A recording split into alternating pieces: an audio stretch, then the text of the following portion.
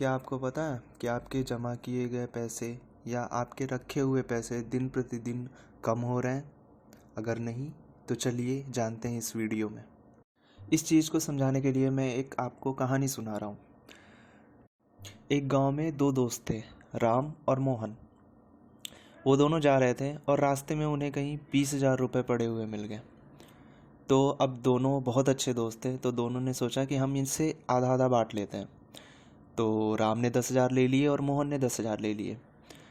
अब उन पैसों का क्या करें, इनके पास तो एक्स्ट्रा हो गया ये 10,000 रुपये। तो राम ने क्या किया, उधार दे दिया। उसने बोला कि मैं उधार दे देता हूँ, 1-2 साल बाद जब मुझे ज़रूरत होगी तो मैं ले लूँगा उससे जिससे उधार दिया है। और मोहन था, वो थोड़ा चालाक था। उसने क्या किया, उसने बैंक में एफडी करा ली 7% की दर से। अब 2 साल बाद क्या हुआ कि राम को और मोहन को साथ में पैसों की ज़रूरत पड़ी। तो राम ने जिससे उधार लिए थे उससे 10,000 ले लिए और मोहन ने जो बैंक में एफडी कराई थी उसे तुड़वा के एफडी की अमाउंट वापस ले ली। तो जो दोनों के पास वापस पैसे आए, राम के पास आए 10,000 रुपये, लेकिन मोहन के पास आए 11,400 रुपये।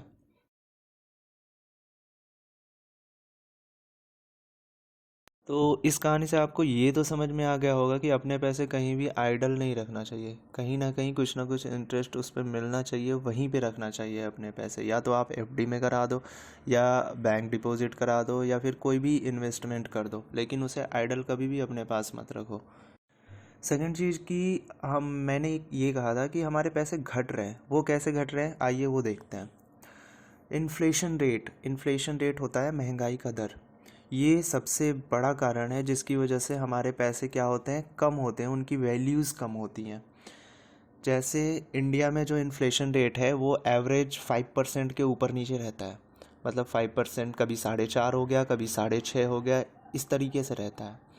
तो गाइज़, मैंने इसका एक एग्ज़ाम्पल लिया है कि मान लीजिए 2018 में आपको ए जो आइटम है वो 43 का मिल रहा है, बी 100 का, सी 300 का, डी 10,000 का।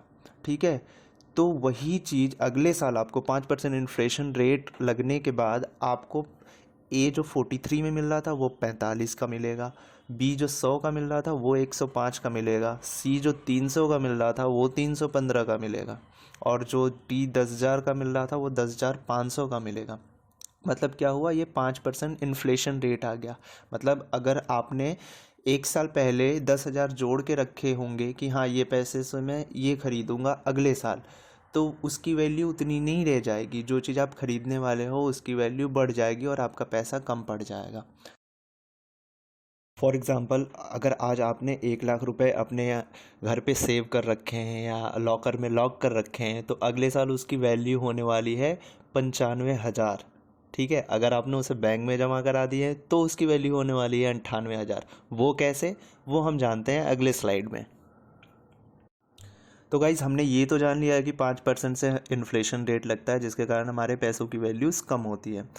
अब हम क्या करते हैं कि हम बैंक में जमा करा दें। बैंक कहती है हम तो भाई इंटरेस्ट दे रहे हैं आपको, तो इन्फ्लेशन रेट से आपको डरने की ज़रूरत नहीं, हम तो आपको इंटरेस्ट दे रहे हैं। तो गाइज़, आजकल के टाइम में 2020 में बैंक का जो इंटरेस्ट रेट है वो 3.5 से 4.5% के बीच में वेरिएट करता है, लेकिन इन्फ्लेशन रेट मैंने क्या बताया, 5% से ज़्यादा ही होता है। मतलब अलग अलग आंकड़े हैं पर 5% से ज़्यादा होता है। तो 3.5 और 4.5% अगर बैंक हमें इंटरेस्ट भी देती है तो भी तो हमें 1% या 1.5% का लॉस ही हुआ। तो इसलिए बैंक में भी अब सेव करना हमारे लिए फ़ायदेमंद नहीं है। अब क्या करें फिर, अगर बैंक में भी इन्वेस्ट नहीं कर सकते, बैंक में भी इंटरेस्ट से काम नहीं चलता, तो अब क्या करना चाहिए हमें, आइए जानते हैं वो नेक्स्ट स्लाइड में। देखिए गाइस, जो स्मार्ट लोग होते हैं उनको पता होता है कि अपने पैसे कब यूज़ में आएंगे, वो कब वो उन पैसों की ज़रूरत पड़ेगी। तो वो क्या करते हैं, अपने पैसे ऐसी जगह इन्वेस्ट करते हैं जहाँ पे कंपैरेटिवली हाई इंटरेस्ट हो। तो अब लोग क्या करते हैं, कई तरह के इन्वेस्टमेंट होते हैं, उनमें इन्वेस्ट करते हैं। जैसे कि मैंने कुछ एग्जांपल यहाँ पे ले रखे हैं। एफडी में डाल देते हैं, कुछ अमाउंट फिक्स डिपॉजिट कर देते हैं, तो उस पर बैंक हमें 7 से 8% का इंटरेस्ट देती है। रिकरिंग डिपॉजिट महीने दर महीने वो जमा करते हैं, लिक्विड फंड वो होते हैं जिसको आप आसानी से निकलवा सकते हो, मतलब अगर आपको जैसे ही फंड की ज़रूरत पड़े आप तुरंत रिक्वेस्ट डालो और वो पैसे आपके अकाउंट में आ जाएंगे। कुछ लोग गवर्नमेंट बॉन्ड्स खरीद लेते हैं, कुछ लोग पोस्ट ऑफिस में जमा करते हैं। तो इससे क्या होता है कि 7 to 8% हमको इंटरेस्ट मिल जाता है, मतलब इन्फ्लेशन रेट के बराबर हम चल जाते हैं, हमारी पैसे की वैल्यू कम नहीं होती, उतनी ही रह जाती है। और ये सबसे लो रिस्क इन्वेस्टमेंट होता है, मतलब आपको इसमें रिस्क होता ही नहीं है कि हाँ मेरे पैसे डूब जाएंगे या कम हो जाएंगे, ऐसा कुछ नहीं होता।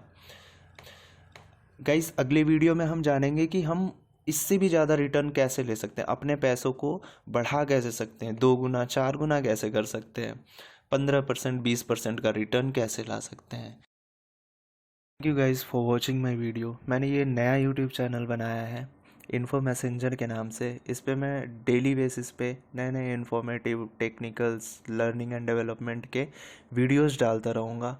अगर आपको ये डेली अपडेट चाहिए तो प्लीज़ सब्सक्राइब कीजिए, और अगर आपको वीडियो अच्छी लगे तो प्लीज़ लाइक कर दीजिए। Thank you so much. Thank you guys for watching my video. मैंने ये नया